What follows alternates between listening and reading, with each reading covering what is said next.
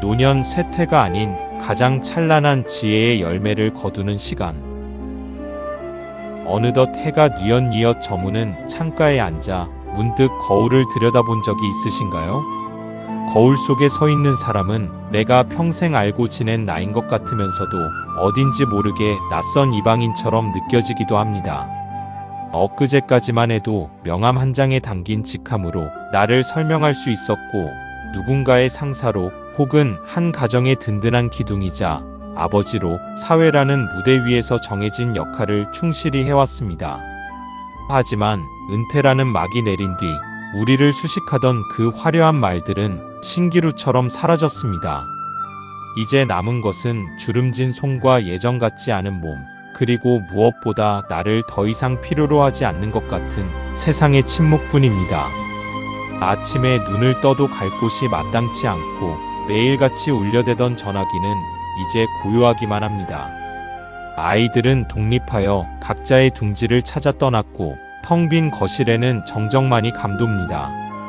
이때 찾아오는 소외감은 마치 내가 세상에서 투명인간이 되어버린 듯한 아픔을 줍니다. 나는 이제 누구인가?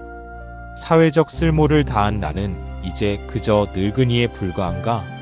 라는 근원적인 질문이 가슴을 후벼 파지요. 현대 노년층이 겪는 이 무력감은 단순히 경제적 결핍이나 신체적 질병의 문제가 아닙니다. 그것은 바로 평생을 바쳐온 역할이 사라진 뒤 마주하게 되는 존재의 상처입니다. 우리는 흔히 노년을 성장이 멈춘 끝이자 쇠퇴로만 바라보곤 합니다. 하지만 정말 그럴까요? 이 막막한 어둠 속에서 2000년 전 로마의 가장 위대한 현자이자 문장가였던 마르쿠스 툴리우스 키케로가 우리에게 지혜의 등불을 건넙니다. 그는 인생의 황혼이야말로 우리가 가장 찬란한 지혜의 열매를 거둘 시간이라고 나직이 위로합니다. 키케로는 그의 명저 노년론에서 아주 흥미로운 역설을 제시합니다.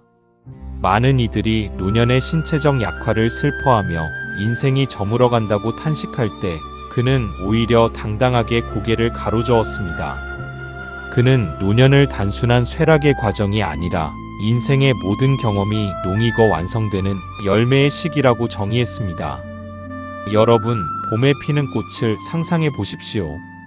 화려하고 눈길을 사로잡지만 사실 그 꽃의 본질적인 목적은 무엇입니까? 결국 가을에 단단한 열매를 맺기 위함입니다. 꽃은 화려함을 뽐내다 쉽게 지지만 열매는 생명을 유지하고 다음 세대를 기약하는 실질적인 힘을 가집니다. 젊음이 가진 육체적 힘과 열정은 봄의 꽃과 같습니다. 그것은 아름답지만 금방 사라지며 때로는 방향을 잃고 흔들리기 쉽지요. 반면 노년이 가진 지혜, 즉 프루덴티아는 수많은 풍파와 계절을 견뎌낸 뒤에야 비로소 맺히는 단단하고 달콤한 결실입니다. 키케로는 단호하게 말합니다. 백발도 주름도 갑자기 권위를 잡아줄 수는 없다. 이 말은 단순히 나이를 먹었다고 해서 존경받는 것이 아니라는 뜻입니다. 진정한 권위와 품격은 외모에서 나오는 것이 아니라 그 깊게 패인 주름 속에 깃든 흔들리지 않는 영혼의 평온에서 나옵니다. 젊음이 끊임없이 무언가를 가지는 것에 집착하는 시기라면 노년은 내가 쌓아온 것을 통해 무엇을 남기는 것인지, 그리고 나의 인격을 어떻게 완성하는 것인지에 집중하는 시기입니다. 키케로는 영혼의 경작이 곧 철학이라고 했습니다. 평생 일구어온 여러분의 마음 밭에서 이제야말로 가장 고귀한 정신적 수확을 시작해야 할 때인 것입니다. 우리의 주름은 퇴화의 흔적이 아니라 영혼이 농익어가는 과정에서 생긴 영광의 무늬입니다. 이것이 바로 키케로가 강조한 인간다움의 완성입니다.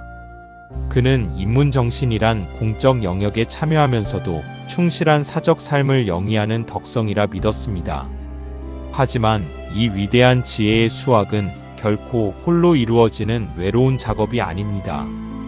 혼자 먹는 열매보다 나누어 먹는 열매가 더 달콤하듯 이 영혼의 수확 역시 나를 비춰줄 또 다른 거울, 즉 친구와 함께할 때 비로소 완성됩니다. 키케로는 우정론을 통해 친구란 바로 또 다른 자기 자신이라고 말했습니다. 노년의 우정은 젊은 날의 인맥과는 그 결이 완전히 다릅니다. 젊은 시절의 관계가 어떤 이익이나 필요 혹은 사회적 성공을 위해 맺어진 것이라면 노년의 우정은 오직 덕이라는 단단한 기초 위에 세워집니다. 명함이 사라지고 사회적 지위라는 가짜 껍데기가 벗겨진 지금이야말로 우리는 비로소 덕이라는 알맹이만 남은 진짜 친구를 가려낼 수 있는 인생 최고의 여과 시간을 맞이한 것입니다. 키케로는 선인은 악인에게, 악인은 선인에게 친구일 수 없다고 단언했습니다. 이는 참된 우정이란 서로의 고결한 성품을 존중할 때만 영원할 수 있음을 의미합니다. 잘 경작된 영혼의 밭에서 자라난 우정은 노년의 가장 큰 적인 고독이라는 감옥에서 우리를 해방해 줍니다. 나를 온전히 이해해주는 친구와 함께라면 우리는 세상의 소음에서 벗어나 가장 정의롭고 품격 있는 삶의 마지막 장을 써내려갈 준비가 된 것입니다. 키케로의 삶은 단순히 책 속에만 머물지 않았습니다. 그는 자신이 말한 지혜와 정의를 삶의 마지막 순간까지 온몸으로 실천한 인물이었습니다. 그는 젊은 나이에 당시 최고 실력자의 비호를 받던 권력에 맞서 무고한 청년을 변호했습니다. 아무도 권력의 기세 아래 나서지 않을 때 그는 의무의 짐에 깔려 죽을지언정 비겁하게 도망치지 않겠다며 정의를 부르짖었습니다. 또한 로마 공화정을 뒤흔든 음모를 파헤치며 국가를 구했습니다. 그는 정의는 지혜 없이도 많은 힘을 가지지만 정의 없는 지혜는 아무런 가치가 없다고 일갈했습니다. 노년의 지혜가 단순한 지식이 아닌 무엇이 옳고 그른지를 판단하는 정의로운 판단력임을 강조한 것입니다. 그의 인생 마지막 장은 더욱 숭고했습니다. 독재에 저항하다 자객들이 차가운 새벽 공기를 가르며 들이닥쳤을 때 키케로는 비겁하게 숨지 않았습니다. 하인들이 그를 숨기려 했지만 그는 오히려 가마 밖으로 당당하게 머리를 내밀며 자객의 눈을 똑바로 응시했습니다. 그리고 이렇게 말했죠. 자네들이 하는 일에 제대로 된 것은 없다만 내 머리를 자르는 일 하나만큼은 제대로 하게나. 죽음조차 불행으로 보지 않고 영원이라는 시간의 일부로 받아들인 이 강인한 정신력은 평생을 정의와 의무를 다하며 살아온 자만이 가질 수 있는 최후의 위엄이었습니다. 우리의 은퇴가 곧 삶의 은퇴는 아닙니다. 오히려 타인의 지배에서 벗어난 자유를 누리며 후세에게 올바른 이성의 법을 전하는 것이 노년의 마지막 소명입니다. 이제 다시 거울 앞에 서보십시오. 처음 느꼈던 그 이방인의 낯섦과 투명인간 같은 고통이 조금은 다르게 보이지 않으시나요? 이제 거울 속 그 투명함은 모든 것을 포용하고 비추는 맑은 지혜의 빛입니다.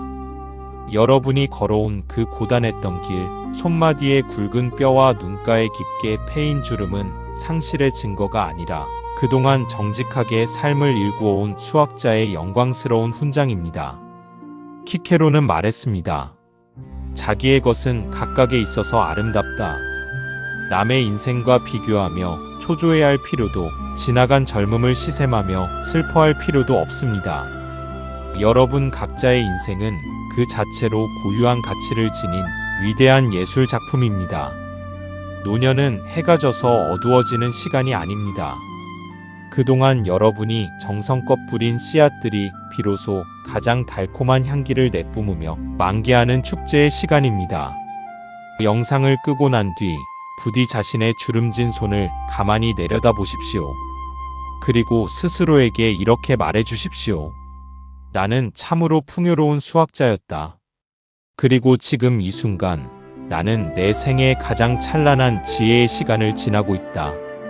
여러분의 황혼이 키케로의 언어처럼 명료하고 로마의 태양처럼 품격 있게 빛나기를 진심으로 기원합니다. 평온한 수학의 기쁨이 여러분의 오늘과 내일에 늘 함께하기를 바랍니다. 오늘도 당신을 응원합니다.